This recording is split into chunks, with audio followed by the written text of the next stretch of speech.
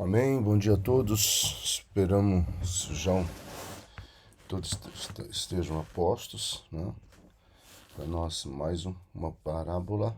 Hoje é número 12 parábola, ou seja, 12ª parábola que nós já estamos estudando, graças a Deus, né? Vamos orar, depois vou falar sobre esse conjunto, né? Porque na realidade essa parábola de hoje, elas são três, mas nós vamos estudar uma de cada vez, né? Uma de cada vez. Alguém só fala se o som tá bom, eu acredito que esteja, tá? Thaís Michelin, Thaisinha, o som tá bom? Como é que tá o som aí? Tá tranquilo? Vamos orar? Pai querido, em nome de Jesus, nós queremos mais uma vez nos apresentar diante de Ti, pedindo e clamando pelo Teu amor, pela Tua graça, pela Tua misericórdia, Senhor. Nesse início de mês de Elu, nós queremos declarar, mês da tribo de Gade, Senhor, nós queremos declarar que o Senhor levantará verdadeiros gaditas, guerreiros, pessoas que aprenderão a se posicionar, a buscar e a lutar por tudo aquilo que o Senhor tem estabelecido para as nossas vidas. Essa é a oração no nome do Senhor Jesus Cristo. Amém? Ah, ninguém falou do som ainda, mas eu espero que o som esteja bem. Bom, tá? Ah, tá, já ouvi lá. Tô ouvindo lá, a pastora já. O som, a pastora, eu escutei a minha voz lá no quartinho do lado. Amém? Então, avançando, amados, de acordo com o relato do capítulo anterior, se lembra, no capítulo 14, né, Jesus era convidado na casa de um fariseu distinto. Tivemos toda aquela discussão, aquelas duas parábolas que Jesus conta naquele contexto, e agora ele está. A que tudo indica, Lucas não coloca, mas dá a impressão que ele saiu dessa casa e aí imediatamente ele vai contar essa parábola. Então, em seguida, o Senhor dirigiu sua advertência às massas populares que o acompanhavam no caminho. Tá? Nesse momento, é como nós temos algumas probabilidades. Tá? A primeira é que, quando ele sai da casa, os discípulos ou quem esteve lá na casa tenha questionado ele. Né? Poxa, mas por que, que eles te perseguem? Por que, que eles fizeram tantas perguntas? Por que isso? Por que isso? Por que aquilo? E aí é como se ele se sentisse na necessidade, tá, de dar uma explicação exatamente o que, que acontece nos bastidores. Então, esse capítulo 15 de Lucas, ele é uma parábola feita em três, né? A da ovelha, a da dracma e do filho pródigo, que tem dois. Nós podemos colocar, e nós vamos mostrar aqui como que isso vai ser processado, nós colocamos com toda certeza essas parábolas, ou essa parábola, ou o capítulo 15 de Lucas, né? Uma mensagem direta para os fariseus, para os escribas e para o publicano. Né? O publicano seria esse povão que está aí ouvindo tudo mais. Lembrando que a expressão publicano também tem um contexto sociocultural que é linkado. Algumas pessoas recebem esse título por serem funcionários do Estado romano. Ok? Então, quando eu falo, então, por isso que eu não vou usar mais a expressão publicano, usar o povão. Então, essa parábola é para o povo, mas principalmente alertando a religiosidade do escriba, tá, e do fariseu. Nós vamos estar vendo aqui no contexto um pouco mais, tá? Então, seus graves discursos pareciam ser muito mais apropriados para desestimular a multidão a participar do seu discipulado do que para encorajá-la. Bom, há duas questões sérias aqui, tá? A primeira dela, amado, é que dentro desse contexto, Jesus não está muito mais preocupado e ele já está caminhando, talvez, para o tempo final, né? Ele está consciente já da crucificação, por isso que daqui a pouco ele vai ter todo um momento com seus discípulos, ele vai falar sobre isso, tá? Mas o que ele deixa muito claro aqui é que a, a, o discipulado, o caminhar, não é uma questão fácil. Ele vai falar, ó, quem quiser me seguir, toma a tua cruz.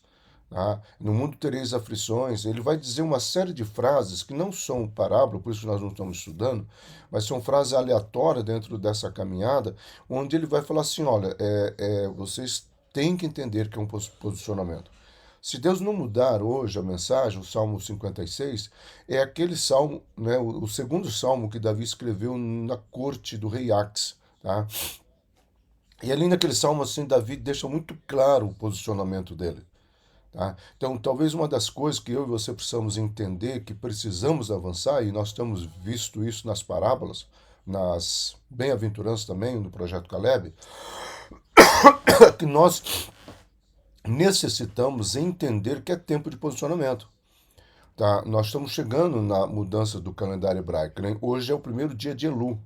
Hoje entra nesse período que antecede a mudança do calendário hebraico a tribo de Gad. A tribo de Gad, gente, era uma tribo, e eu vou falar um pouco mais na quarta-feira. A tribo de Gad é uma tribo guerreira, uma tribo que aprendeu a se posicionar. A letra que vai entrar na década, no ano de 2023 para nós, é a letra Gimel. E a letra Gimel fala de julgamento e fala de posicionamento. Então parece que todas as coisas estão caminhando, né? Se você for ver os evangelhos, nós estamos sim caminhando, parece que na mesma cronologia, né? No mesmo cronômetro do evangelho, ou seja, nós estamos próximo do Getsemane e próximo, talvez, do arrebatamento da igreja ou o que nós criamos na volta de Jesus. Então, é interessante nós olharmos por esse contexto, não para nos afligirmos, mas para nós entendermos que a palavra está se cumprindo e as coisas estão se formatando. Também a letra Gimel significa riqueza, tá? E aqui nós já temos 2 anos seguidos que eu tenho falado isso, que o alfabeto hebraico, que a palavra, que o calendário bíblico tem falado isso, que é um tempo de eu e você, como justo, sermos abençoados em todas as áreas, inclusive na questão financeira, tá bom? Então, avançando aqui. O capítulo 15 é o coração desse evangelho, tá? E poderíamos considerá-lo também como ponto alto da mensagem universal do evangelho. Até o José Luiz está dando aula sobre o sinótico, né? E ontem à noite eu estava conversando com ele sobre o capítulo 15, né? Desse evangelho, que se você pegar todo o evangelho de Lucas, tá? Você vai ver, ele está dando aula numa igreja, num curso que o José Luiz montou lá, tá? E você vai ver que eu falei para ele assim, ó, o capítulo 15 é quase que um resumo de todo o evangelho de Lucas. Tá? Toda a proposta de Lucas, que é trazer as verdades do reino de Deus, principalmente essa classe religiosa. Tá bom? Então, nós temos no capítulo 15 3 parábolas. Tá? Eu tentei colocar de uma forma didática aqui sobre ela. Então, a primeira parábola vai ser sobre os fariseus, ou dirigida aos fariseus, que é aquele que se perde pelo caminho, que é a ovelha. Então, a parábola da ovelha perdida, ela é direcionada aos fariseus. Tá? Quem eram os fariseus? As pessoas que pegavam o estudo dos escribas e tentavam colocá-la, mas eles colocavam muito mais para as pessoas, para o povo, mas não para eles. Os fariseus, por isso que até hoje viram um termo assim, quase que, né, você quer chamar uma pessoa de falsa, hipócrita, dissimulada na religiosidade, você esse cara é um fariseu. Tá? Mas era exatamente porque é uma classe dentro de Israel que vai pegar os ensinos, né, da Torá e vai colocar um peso, só que eles não cumpriram. Então, por isso que o farisaísmo, né, como é colocado hoje, até como uma expressão, tá, de denotar uma pessoa que é religiosa, mas não é espirituosa, e aí nós precisamos entender essas duas questões, tá bom? A segunda parábola, que é a da dracma, é para os escribas, se perde dentro da religiosidade. Tá? Então, o primeiro se perdeu no caminho da religiosidade, o segundo se perdeu dentro da religiosidade. Por isso que a dracma foi perdida dentro de casa. Domingo que vem nós vamos estar falando sobre ela, mas só para vocês terem uma ideia e adiantar aqui, o que está sendo colocado, e é bem forte aqui, é isto, que essa dracma, ao representar os escribas, mostra que eles se perderam onde? Dentro do templo. Tá? Eles se perderam dentro do templo. E a última, que é a mais famosa, nossa, era conhecida, o coração do pai, o pai vai atrás livrando os dois da religiosidade. Então, o primeiro se perde no caminho da religiosidade, o segundo se perde dentro da religiosidade, mas é o pai que vai atrás dos dois. Dentro desta parábola, do filho pródigo, nós temos o fariseu, que é o filho pródigo, mas que se arrependeu, tá? E nós temos o escriba, o que está dentro da casa do pai, mas não conheceu o coração do pai. Nós vamos falar isso com mais profundidade quando nós estudarmos. Domingo que vem vai ser o escriba e no outro domingo será. Eu acho que nós vamos ter que pular um dos domingos aí porque nós teremos a ceia. Mas enfim, nós vamos seguir essa sequência aqui, tá bom? A ovelha que estava perdida, tá? A moeda que desapareceu e um filho que se perdeu. Esse seria talvez o contexto e o resumo do capítulo 15, não resumo da ovelha perdida, eu vou fazer no último slide, tá bom?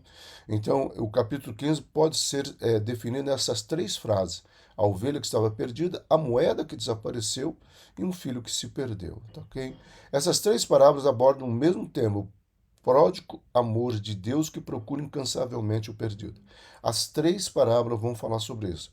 É o pastor que sai atrás da ovelha, é a mulher que sai atrás da dracma e é o pai que espera o filho tá na porta do templo, no caso, na porta da sua casa.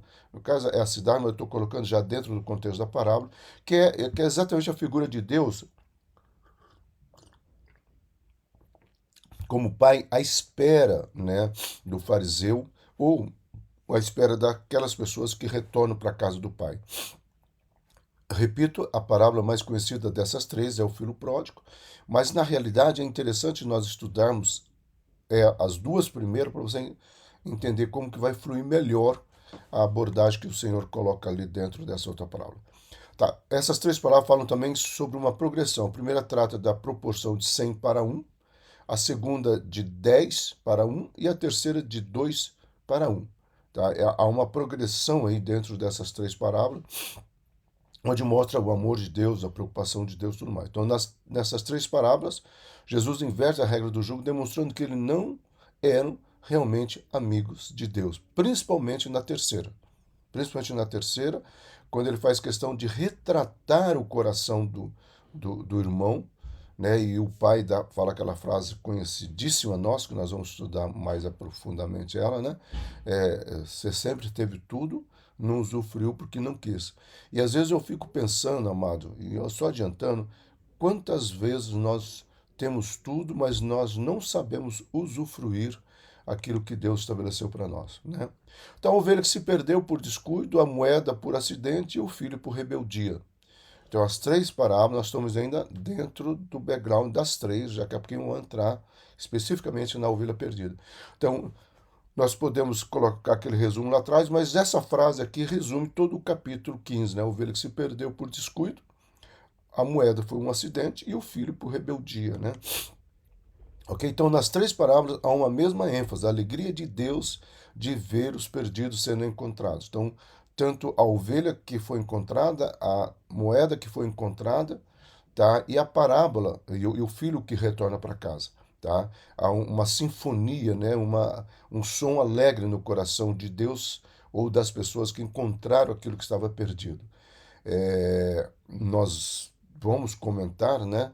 E eu não coloquei aqui, só adiantando, a palavra 100, né? 100 ovelhas significa integridade de riqueza, ou seja, 99 era uma perda. A dracma era um presente, provavelmente um colar, ou um punhado de moedas que tem todo um simbolismo também que nós vamos estudar.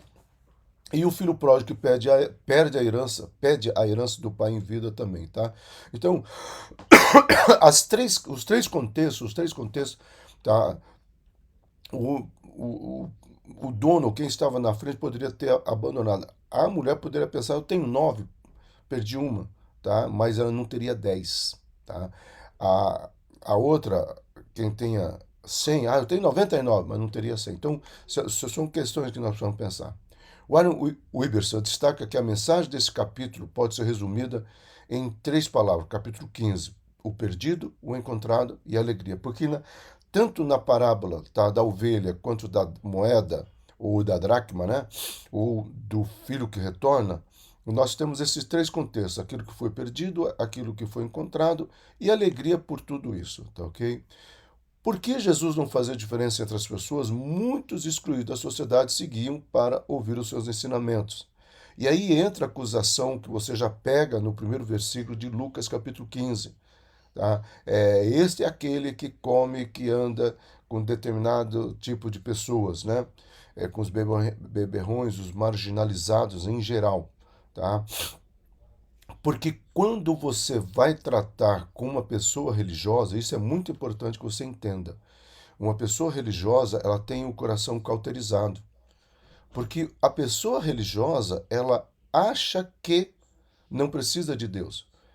Uma vez me perguntaram qual é a pessoa mais difícil de evangelizar? Aquela que acredita na religiosidade dela. Porque se ela acredita na religiosidade dela, ela não precisa, ou ela pensa que não precisa da verdade do evangelho. Então, uma pessoa religiosa, de um determinado segmento religioso, quando ele é devoto, né, ele cumpre os rituais, ele vai nos encontros, ele faz as romarias, essa pessoa, por incrível que pareça, é mais difícil de se converter, porque na religiosidade dela, ela tem o coração cauterizado. Já aquela pessoa que está assim mergulhada no pecado, numa vida de promiscuidade, uma vida amoral, né, fora da moralidade, essa é mais fácil de conhecer, porque ela tem consciência de onde ela está.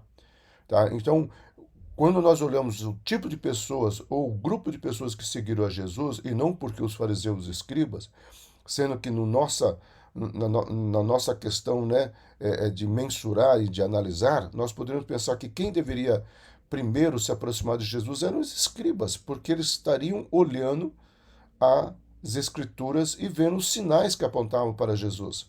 Só que na religiosidade, repito, toda pessoa pode se tornar cauterizada. Então, isso é interessante. Tanto as autoridades religiosas, teórica, escriba, quanto as autoridades religiosas práticas, cada um cada vez mais se opunha ao seu ministério. Então, por isso que os escribas e os fariseus rejeitavam, né, os ensinamentos de Jesus, primeiro porque os escribas pensavam assim, não, ele vai ter que vir até nós, porque nós somos, né, aquelas pessoas que estudam e que defendem a palavra. Já os fariseus, não, nós somos os praticantes, nós somos os melhores. Então, quando eles percebem que Jesus vai e Jesus não dá atenção para eles, Jesus não tem a preocupação de ficar toda hora indo ao templo, puxar o saco, conversar, chamar. Ele vai caminhando pela cidade, pelas estradas, eles ficam indignados. Porque, repito, o religioso tem um outro defeito. Ele se acha bom demais. Ele se acha bom demais. Se Deus vai abençoar, tem que ser por ele. E por isso que muitas pessoas, quando se tornam religiosas e começam a ver a bênção acontecendo no outro, ele, em vez de vibrar, se alegrar, ele se revolta. Então, é uma questão para nós pensarmos aqui, tá?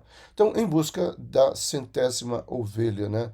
Versículo 1 a 6 desse capítulo aqui. Então, na parábola da ovelha perdida, Jesus trata a realidade do mundo a partir do homem, isto é, o pastor.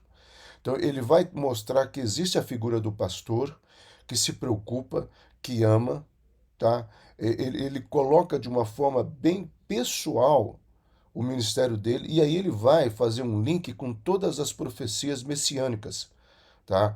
O próprio Salmo 56, nós vamos pregar o versículo 9, mas o próprio Salmo 56 vai falar dessa questão do pastoril, né, do pastor, do messiânico, dessa visão messiânica. O próprio Davi, em muitas passagens, quando ele fala o pastor de Israel, ele não está se referindo a ele, mas ele está se referindo à questão messiânica. Isaías também tá, vai falar sobre esse pastor. E nós vamos ter Miqueias, nós vamos ter várias passagens bíblicas, tá, mostrando a figura do pastor, que é uma figura messiânica.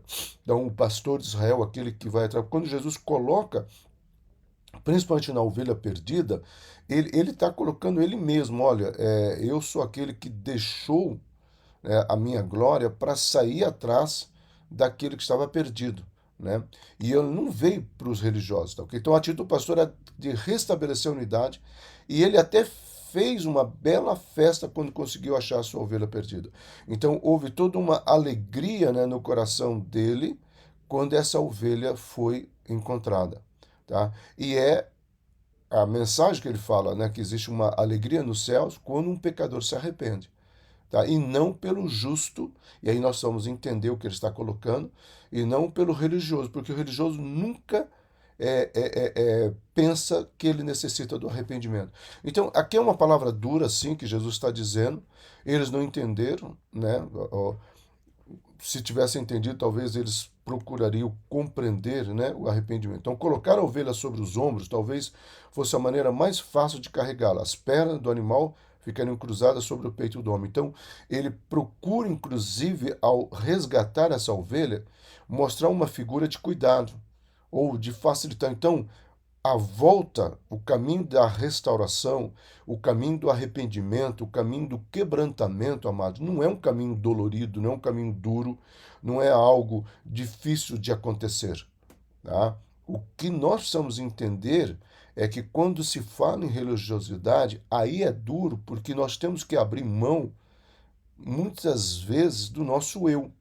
Nós temos que abrir mão e trazer morte, aquilo que o Otmani vai falar, tá? Que o verdadeiro discipulado é nos tornarmos um assassino de nós mesmos, tá? É aquele o matar-nos ou nós se matarmos diariamente no sentido espiritual, tá? Quando Jesus fala, toma a tua cruz e siga-me, ele está dizendo o seguinte, olha, eu vou facilitar essa caminhada, não vai ser fácil, mas eu vou facilitar essa caminhada, tá? Por isso que ele fala, no mundo tereis aflição, mas tem de bom ânimo, eu venci o mundo. Então, Deus carregando as suas ovelhas, você vai encontrar no Salmo 28, tá? Em Isaías 40, tá? Nas passagens de Isaías, contudo, Deus carrega as ovelhas no colo. Aqui é interessante, tá? Eu até coloco isso, até frisei ali, amados, que nessas duas passagens, ele não fala que ele pega no ombro, tá? E aí essa é uma questão de expressão, eu coloquei aqui porque eu já tive alguns alunos que vieram discutir isso, tá? Ele carrega no colo. Eu acho que aqui não é questão se pôs no pescoço ou pôs no colo. Acho que a preocupação de Davi nem de Isaías não era fazer uma diferença, mas era muito mais mostrar o cuidado de Deus para com a minha vida e para com a sua vida. Então isso é importante nós entendemos. E é esse cuidado que tem que fazer toda a diferença. Então Deus faz festa quando um só pecador se converte. E não faz festa pelos 99 dias que não precisam de conversão.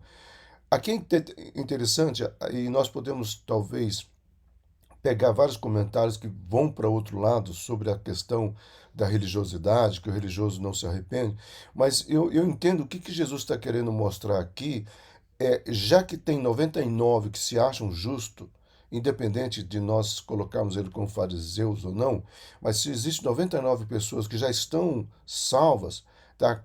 Aquele outro há uma festa, não porque ele é mais importante, porque o que está em peso aqui é a questão do arrependimento. Então, quando há um arrependimento, quando eu e você. E aí nós precisamos entender que esse arrependimento não é apenas do pecado adânico, né, do pecado que nos levaria para o inferno, mas também é do pecado das nossas obras. Tá? O arrependimento não é só lá atrás. O arrependimento deveria ser um processo diário. Tá, você vai ter Dallas Willard, um autor, tá, que ele vai escrever sobre conspiração divina. Você vai ter o Chesterton, vai falar sobre a questão do evangelho. Você vai ter C.S. Lewis, tá, que vai escrever também sobre essa questão, né, da alegria do pecador que ele traz no mundo espiritual do arrependimento. O próprio apóstolo Paulo vai entender isso, tá? Então é aquele momento que quando eu e você nos arrependemos, seja de uma atitude, tá? Eu estou num vício X, e aí eu entendo que aquele vício, aquele comportamento não é alinhado aos valores do reino de Deus. Então eu me arrependo e eu mudo, tá? Há uma festa no céu. Nosso Silas tomou um posicionamento, não, o fulano tomou um posicionamento. E é isso que talvez que eu e você precisamos entender.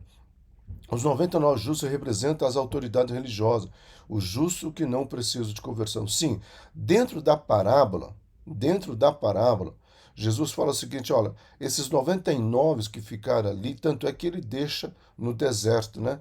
Já na pastagem, é isso que vocês querem? Eu vou sair atrás daqueles que querem o verdadeiro arrependimento.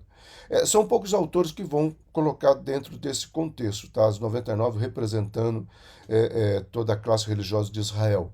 Mas eu coloquei aqui para nós entendermos que existe também essa possibilidade.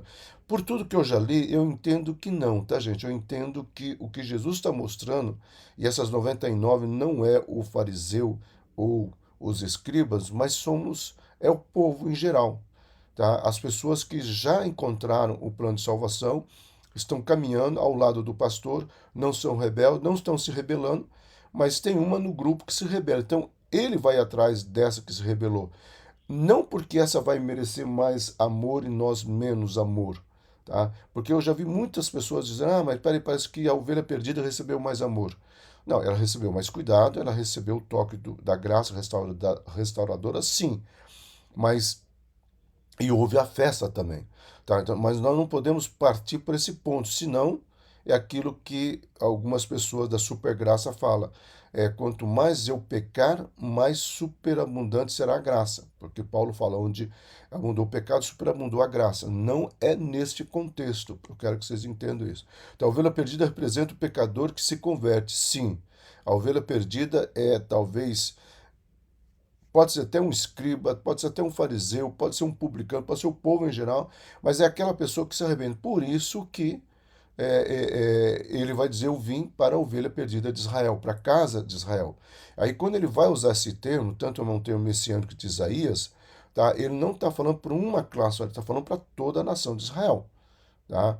E aí, o próprio Paulo vai explicar isso no livro de Romanos, que haverá um tempo, né, que Israel não vai aceitar e haverá um congelamento dessas informações para com Israel, para que o evangelho se propague a todas as regiões do mundo e depois um retorno. Eu creio que nós estamos vivendo esse retorno agora, tá? Onde o judeu tem se convertido. Então a ovelha não foi perdida, ela se desgarrou do rebanho, tá?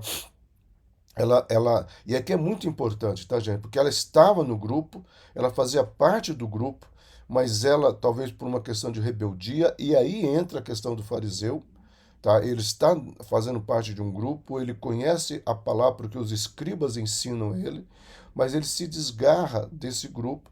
E aí você vai ver a história dos fariseus, eles criando todo um modus operandi diferenciado do povo, porque eles se julgavam muito, muito, muito mais santos. Tá? Então ela foi atraída por novos horizontes, novas pastagens, novas aventuras e afastou-se do convívio das outras ovelhas. É interessante, amado, nós já estamos lendo, né, o que os rabinos têm falado para este ano, que vai mudar agora em setembro, 5.783, né, no calendário bíblico. E é interessante que, principalmente os messiânicos, eles têm dito assim que está chegando um tempo que Deus vai julgar a igreja. A partir daquele versículo, é preciso que o julgamento comece pelas igrejas. E todos eles têm falado assim que o que eles têm visto no mundo em geral, no evangelho no mundo em geral, são igrejas que se afastaram, né, da verdade bíblica, partiram para o evangelho da supergraça, partiram para o evangelho da facilitação, levando o povo a ter novas pastagens, mas não pastagens ricas. E eles se baseiam, os messianos se baseiam até nos textos, né? Que haverá um momento que Jesus fala, no finais dos tempos, as pessoas irão atrás de mensagem que faça bem aos seus ouvidos. Eu entendo, amado, isso é uma crítica que eu tenho feito em todos os cultos, eu entendo que nós estamos sim correndo o risco desse momento, onde as pessoas querem muito mais uma questão, e eu tenho usado o termo estético, uma questão até, um movimento, onde as pessoas estão se afastando das verdades bíblicas. Quando você se afasta da verdade bíblica, você se torna um fariseu em que sentido? Você pensa que está tudo certo, mas você começa a relativizar a sua caminhada com Deus. Então você já não ora tanto como você orava, porque uma oração só, Deus conhece todas as coisas. Você já não lê tanto a palavra diariamente, porque você vai ler no domingo à noite, ou o pastor vai ler e vai explicar. Não há uma necessidade de viver um cristianismo autêntico, né? Porque afinal de contas eu tenho que curtir e aproveitar a vida. Então, as prioridades do religioso são outras.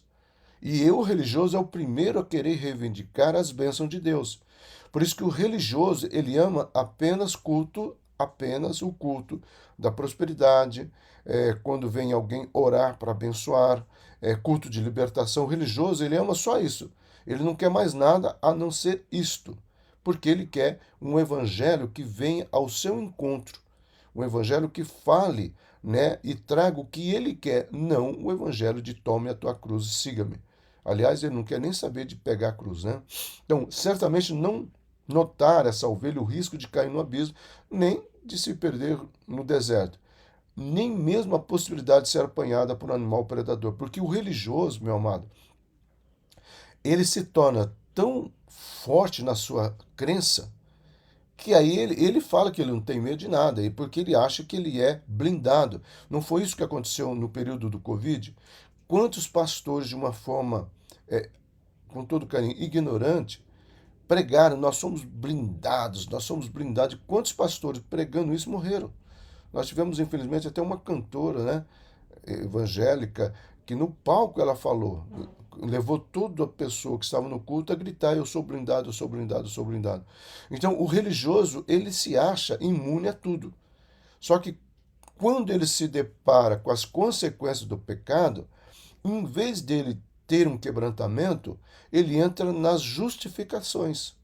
Então, o religioso, né, o fariseu nesse caso, em vez, quando Jesus fala a parábola, quando Jesus pregou muitas outras mensagens, ele fala: não, esse cara aí está dizendo bobagem. Tá? O religioso é aquele um que não fala ai de mim. Né? Se lembra dos dois que entram no templo? Tá? Um fala, ai de mim que sou pecador. O outro fala, Senhor, eu tenho feito isso. Então, o religioso, ele vai se gabar das suas atitudes. Eu sou dizimista, eu vou nos cultos, né? Só que não tem uma transformação de vida. É isso que nós precisamos entender. Tá? Então, a ovelha é um animal frágil, teimoso, indefeso, míope, que não consegue defender-se. Uma vez eu citei um livro, né? Onde o autor vai descrever a ovelha. O livro é sobre o Salmo 23, né? E o autor ele vai descrever o que é uma ovelha. E eu até me lembro quando nós estudamos o Salmo 23, que eu pesquisei várias coisas sobre as ovelhas, teve um detalhe que eu mesmo não sabia, que quando a ovelha tem a sua pelagem grossa e ela vai e ela está muito suja, né? E ela não está limpa, e ela vai atravessar o leito de um rio, a água faz com que aquela sujeira dela se torne um peso. Então, muitas vezes, o peso da sujeira, da pelagem, do pelo da ovelha, né, torna-se um empecilho para ela. É interessante, é mais ou menos assim, é a questão quando você vai olhar para tudo isso, você vai pensar que essa questão, tá, é tão séria que você leva a descrição, e o autor vai falar sobre a descrição do Salmo 23, onde a ovelha é um animal extremamente frágil, tá? Rinnick, né, disse o seguinte, com razão eu coloco aqui, né, que uma ovelha extraviada é mais indefesa de todas as criaturas. E toda a questão vai ser colocada. O nome do livro é o Salmo 23, tá? O estudo sobre o Salmo 23. Depois eu te mando no privado, Rosângela. Então, assim, o perigo dessa ovelha, né, ser extraviada. Então, para estar seguro, precisa do cuidado do pastor e da companhia de outras ovelhas. A ovelha é forte junto ao rebanho.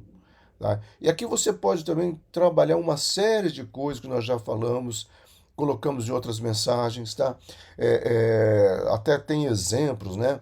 Didáticos, né? Que alguns pregadores fazem, né? Você tem uma fogueira e quando você tira um graveto dessa fogueira, esse graveto sozinho se apaga, mas se estiver junto na fogueira, demora para se apagar. Ou seja, você tem toda uma analogia que é feita para mostrar onde é importante estar junto. Por isso que eu entendo, amados, que esse momento que nós estamos vivendo, onde essa mensagem do desagrejado é uma mensagem satânica, entenda, a expressão satânica é bem forte, mas é uma verdade satânica, porque o desagrejado, ele cai no perigo do religioso. Ele cai no perigo de se tornar um fariseu. Porque todo desagrejado, ele vai dizer, estou decepcionado com a igreja, estou decepcionado com o pastor, eu estou isso, eu sou o templo do Espírito Santo, eu não preciso. São verdades que não são todas as verdades. Primeiro, se você está decepcionado com o pastor, ou você senta com o pastor para orar, tá? Ou você entrega o pastor diante de Deus. Você se decepcionou com alguém dentro da igreja, ou você resolve com essa pessoa, ou você entrega essa pessoa para Deus. Tá? O que não dá é você ficar procurando pastagem. Eu sou categórico em dizer que as bênçãos de Deus não vão brincar de pega-pega com você. Elas vão no lugar e no endereço que o Senhor determinou para chegar até a sua vida. Por isso que eu sempre prego quão importante é você estar no lugar que Deus quer que você esteja. Tá? E eu oro, quando eu oro de madrugada por vocês, tá? A minha oração, Senhor, que cada pessoa que está na Monte Hebron seja ali o lugar dela. E eu creio que sim. Para que quando o Senhor liberar as bênçãos, elas chegarem no lugar certo. Por isso que eu oro, porque para que a Hebron seja um lugar de cura, um lugar de prosperidade espiritual e riqueza financeira sobre todos vocês, tá? Então, Jesus nos conta como a centésima ovelha se desgarrou e se perdeu, né? Entretanto, não desistiu dela, nem culpou por sua fuga inconsequente. Ele conta que ela se perdeu, mas ele não conta, interessante que ele não fala da inconsequência, ele não fala que dá vontade de desistir, ele não fala que dá vontade de abandonar, pelo contrário, ele só coloca, tá, as 99, vocês fiquem aqui que eu vou buscar aquela que se perdeu, né? Então, antes deixou as demais em segurança, procurou-os pelas montanhas, escarpado e valado. E aqui toda a situação que se coloca, né, que ele sai atrás, ele também corre o risco. É interessante isso, tá? Ele também corre o risco, né, dele mesmo se perder, dele mesmo cair no abismo, porque nós não temos a questão do horário aqui, tá? E ele corre um outro risco, ele corre o risco de ter as ovelhas, né? Que ficaram as 99 também se perderem. Ele corre o risco de algo acontecerem com elas também. Mas talvez aqui a ideia principal não está na segurança das 99, é isso que você precisa entender, mas está no amor de Deus para com aquela que se perdeu, tá? Então, isso é uma questão assim que talvez precisamos estar entendendo perfeitamente isso para que a gente consiga, né? É, é, é, Desculpe, é que chegou uma pessoa lá na igreja e eu fui ver só quem que era. Então, nós precisamos estar vivendo essa verdade dentro do que Deus propôs para nós, tá? Então, assim, é uma situação onde não está se falando se as outras ficaram seguras ou não. É uma situação que está se falando exatamente esse ponto, tá ok? É, o Senhor ama e o Senhor vai atrás. Então não podendo ela andar, o pastor toma no colo. Aqui nós já falamos, os textos de Isaías falam que toma no colo, a parábola fala que colocou sobre o ombro. Aqui não é essa discussão, mas é a verdade que está por detrás, que é o amor do pai, tá? Eu coloco isso porque eu já tive aluno de teologia, gente. Quando dá para ser chato, é chato. Ah, por que que Isaías coloca que colocou no colo e Lucas colocou no ombro? Gente, o importante para mim é que essa ovelha foi resgatada e restaurada. Aquilo que até nesse dia eu falei para eles, e tem um que até brinca até hoje, tá? Ele é pastor, ele brinca até hoje.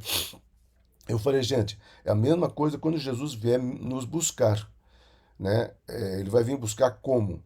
Eu falei assim, se ele vier buscar numa nave espacial e é ele que estiver pilotando, eu tô dentro. Se ele vier buscar de bicicleta e falar, Silas, senta na garupa aqui que eu vou levar você para o céu, eu tô dentro. Não importa como Jesus vai me buscar, o importante é que ele vai me buscar, tá bom? Então isso aí é só para enfatizar aqui. É assim que Deus faz conosco, né? Ele não desiste de nos amar, ele não abre mão da nossa vida, ele não abdica do direito que tem de nos tomar para si e nos manter em sua presença. Eu acho lindo isso, ele não nos deixa de nos amar, bacana, ele não abre mão, né, da nossa vida, bacana, mas eu amo isso daqui. Ele não abre mão do direito que ele tem sobre a minha vida, sobre a tua vida, sobre as nossas vidas.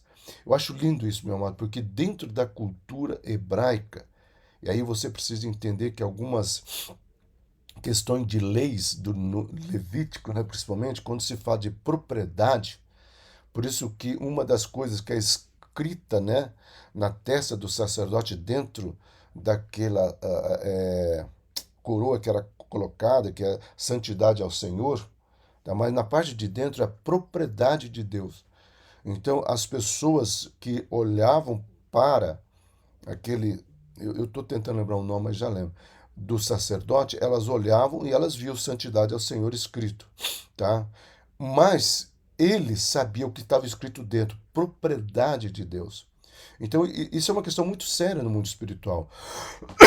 E talvez, para mim, a coisa que mais me chama a atenção, me deixa alegre, é exatamente isso: é saber que eu sou propriedade de Deus e ele não abre mão disso. E ele vai lutar por isso, ele vai me defender, ele defende o que é seu. Tá? Então, isso aí é fantástico. O mesmo podemos dizer de Jesus, que, diferentemente dos fariseus, não nos esmaga nem nos acusa, mas nos restaura. Porque você vai ver os fariseus sempre com acusação, com aquela mulher que foi pega em adultério, tá? Aquela mulher que entra, Simão, né? Julgando Jesus, aquela mulher que se joga aos pés de Jesus. E você vai ver sempre os fariseus julgando. Tanto é que o capítulo 15 começa aí. Este é aquele que anda com pecadores, beberrões, tá? Então, Jesus não entra com esse julgamento. Essa ovelha se perdeu porque ela foi rebelde. Não, ele, em nenhum momento, né, há uma referência da rebeldia ou do porquê que a ovelha se perdeu. Ou talvez porque ela, como eu disse, achou que o gramado do outro lado estava melhor. O que existe é a preocupação desse pastor em ir atrás dessa ovelha. Então ele não nos trata conforme nosso pecado, mas consoante as suas muitas misericórdias. Talvez isso aqui é fantástico. O Senhor sempre nos trata, e por isso que eu falo que uma das coisas que eu amo de paixão é a misericórdia do Senhor, tá? Porque ele nos trata segundo as suas misericórdias. Quem foi no projeto Caleb, né? Eu falei sobre a graça e a misericórdia, tá? Que a graça é a propiciação conquistada na cruz e a misericórdia é o operacionar dessa graça no dia a dia. Né? Então, o projeto Caleb, nós explicamos muito bem isso daí, porque às vezes nós achamos que graça é uma coisa e misericórdia é outra. Não, a misericórdia é consequência da graça. E não haveria misericórdia sem a graça. E a graça por si só, sem a misericórdia, ela ficaria só no Calvário. Aí nós, talvez como alguns religiosos fazem, nós deveríamos andar com um crucifixo com Jesus preso lá, tá? Ou seja, ele nunca sai dali, porque só está na graça, mas não existe o operacionar da graça, essa operação diária da graça na minha vida através das misericórdias. Então, a ovelha perdida, gente, nós podemos colocar algumas questões aqui. Primeiro, você vai ter que ele valoriza essa ovelha, tá? Segundo, ele procura essa ovelha. Terceiro, ele não coloca limites para encontrar essa ovelha. Quarto, ele celebra o encontro desta ovelha, o nosso encontro. Então, ele valoriza. O pastor poderia ter se concentrado com as 99, dito, ó, tenho 99, perdi uma, fazer o quê? Né? Mas o pastor não desistiu de buscar a ovelha, ainda que fosse uma ovelha rebelde. Ele poderia se contentar com aquilo, né?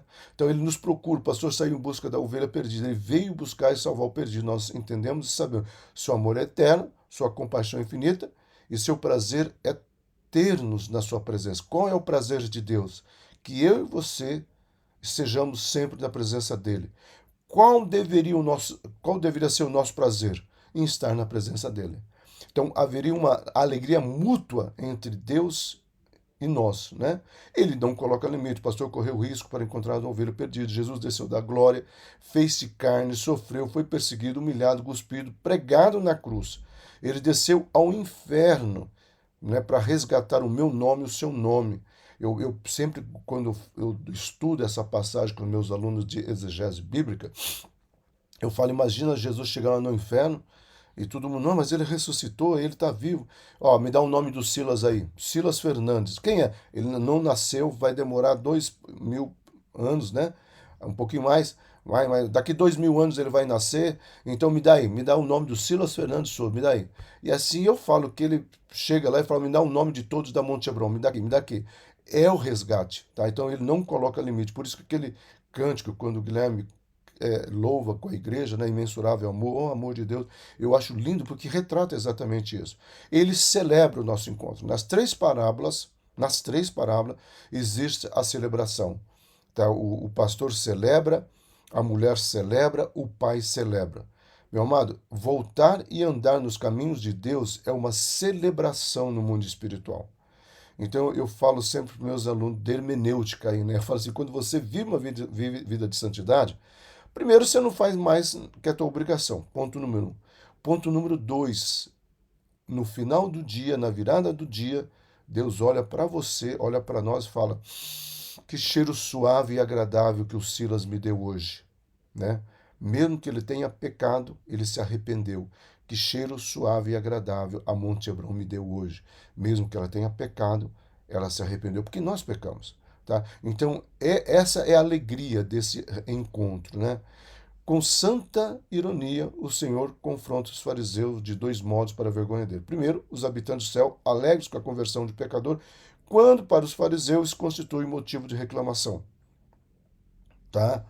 Então, é como se Jesus falasse assim, por isso a palavra, você está falando que eu ando com esses pecadores, mas quando esses pecadores se convertem, é alegria no céu, e vocês estão reclamando. Os anjos de Deus sentem maior júbilo por um pecador que se arrepende do que por 99 justos da categoria deles. Ou seja, religiosos que estão ali criticando, mas sem ter uma experiência com Deus profunda. Tá? Os fariseus viam os pastores como praticando um ofício impuro e, portanto, não se identificariam prontamente com o protagonista da história. Eles viam com alguém carregando um peso, uma sujeira. Os fariseus, eles eram tão religiosos, tá, que a classe de pastor, e eles precisavam dos pastores para o sacrifício, precisavam das ovelhas para o holocausto, eles deveriam se alegrar com a figura do pastor, mas não.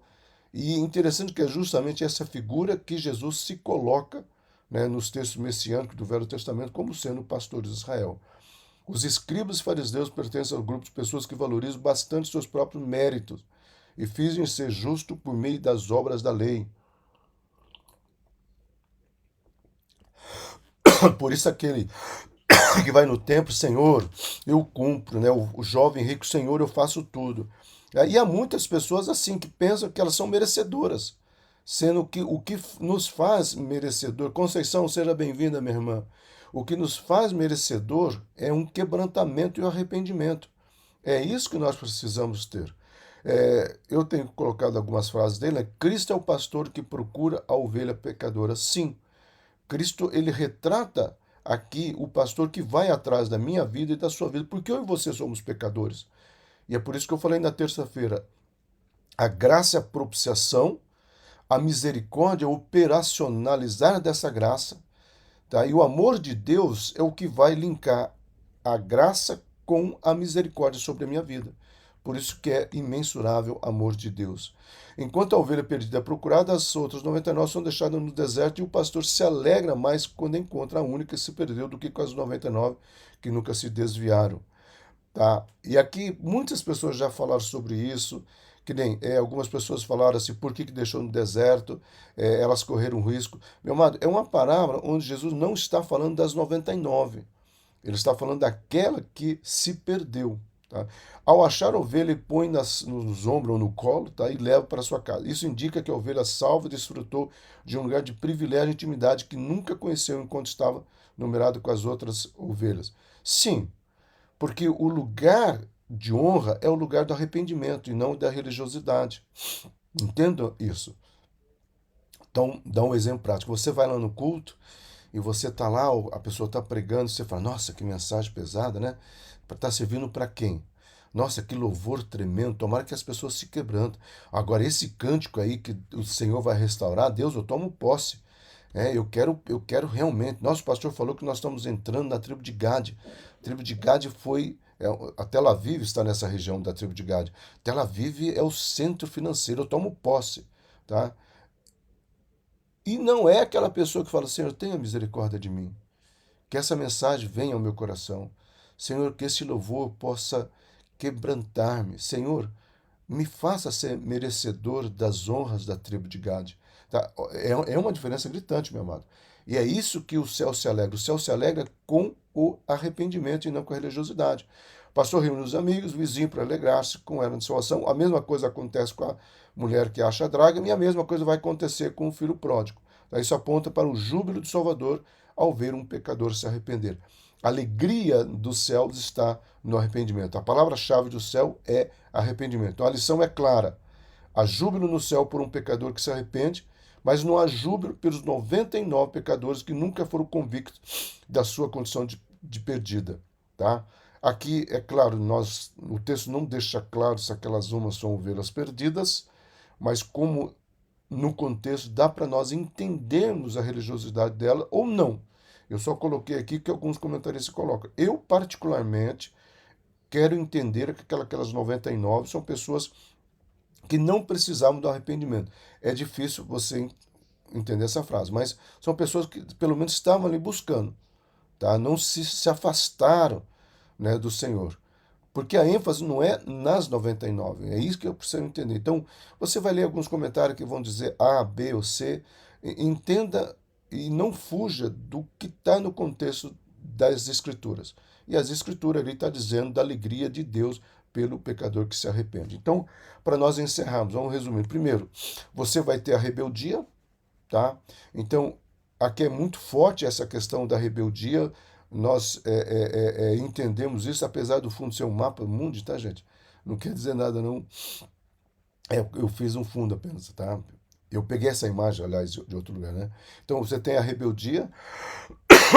Nessa rebeldia, você vai ter a religiosidade, tá? Você tem o rebanho, tá? E aí, nesse rebanho, você vai ter aqueles que ficam, aqueles que são próximos. Talvez você pode colocar como irmão do filho pródigo que esteve dentro, mas não conheceu o coração do pai. Pode ser que sim, pode ser que não. Mas você tem a busca, que é interessante essa busca, e você tem a restauração, né?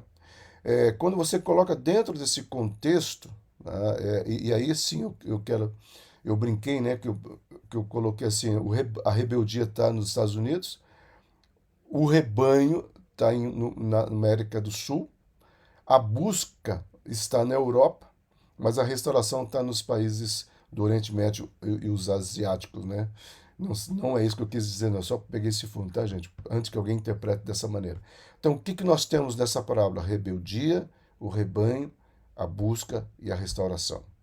Que Deus possa nos abençoar, que nós possamos estarmos abertos para essa operacionalidade da misericórdia do Senhor, que é oriunda na graça lá no Calvário. Nós entramos hoje, meu amado, num tempo novo, tá? Nós já estamos preparando, orem para que chegue a tempo. Todo ano é uma luta essa questão, né, do óleo. A essência já está a caminho, né? Os frasquinhos nós ainda não conseguimos, também estará a caminho. E nós vamos entregar num culto, né, onde nós vamos fazer 24 horas de adoração, nós vamos fazer a virada do calendário bíblico. E nós vamos entrar na letra Gimel, nós vamos falar muito sobre isso. Hoje é o primeiro dia de Elu, tá? E hoje é o dia que está correlacionado com a tribo de Gad. A tribo de Gad foi uma tribo guerreira, uma tribo que se posicionou ao lado de Davi, mas é uma tribo que recebeu uma porção dupla em Israel e recebeu as melhores terras em Israel. A minha oração desse mês e todo mês da tribo de Gad eu faço e eu repito essa oração. E se você ainda não viu o cumprimento dela, espere, tenha paciência, é que essa unção de guerreiro, de que venha essa ministração, tá? Essa ministração dessa unção da riqueza de Gade para minha vida e para a sua vida, para nós que venha a existência. Eu entendo que nós, como Monte Hebron, temos vivido isso, mas eu entendo também que nós queremos mais porque Deus tem mais para nós. Amém? Então, se Deus não mudar, a mensagem eu estarei pregando Salmo 56. Se você quiser ler, leia. E o título da mensagem, se Deus não mudar, é Aquele que guarda as nossas lágrimas. Você já parou para pensar que Deus tem um recipiente onde Ele guarda as nossas lágrimas? Então, nós vamos aprender como Davi o quanto que isso é verdadeiro na minha vida e na sua vida. Amém? Amados, eu não sei quantos têm feito, né, a oração que a pastora tem trazido, ou feito de manhã, tá? Mas esteja orando, né, essa oração que a pastora tem colocado cada dia. Eu sei que ela tem preparado com carinho, tá bom? E nesse preparar com carinho assim, ela tem feito o melhor. E como é gostoso você começar o dia, né? E a proposta dela começa o dia com Deus. Pra você ter uma ideia, alguns pastores já estão, porque eu mandei, eu vou fazer isso também. Amém, né? Não é patenteado, mas é vivenciado. Amém? Então, Deus